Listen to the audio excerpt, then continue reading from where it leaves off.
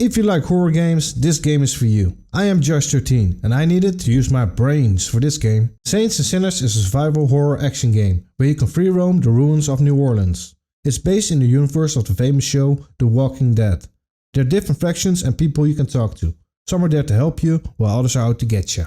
The story changes while you play the game. It's your choice to go full force or not. Are you a saint or are you a sinner?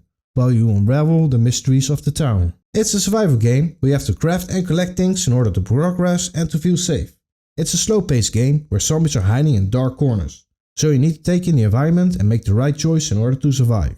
Each night you spend in the game, the zombies will increase and your supplies will decrease. Your weapons, they have an expiry date on them, so you can only use them a certain number of times. This makes up for some pretty hairy situations. If you're back, just hit that subscribe button, it saves you the trouble of searching. I am not a person who enjoys horror, so I was not too eager to play this game. But why did you buy it then? Well, it did look good back in the day on a PlayStation VR1, and there was free locomotion in a sandbox game.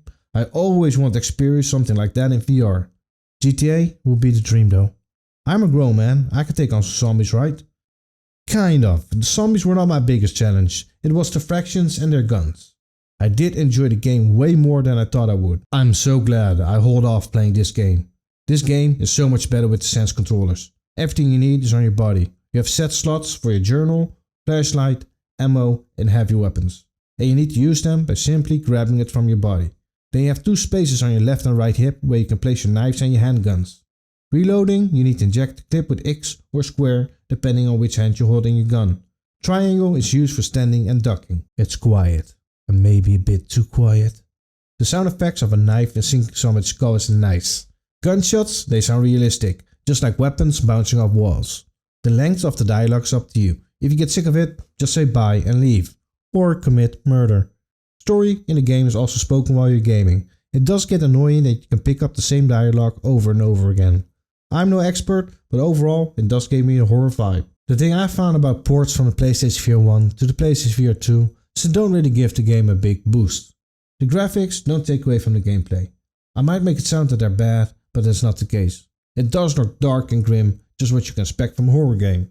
It helps that most of the game plays in daylight.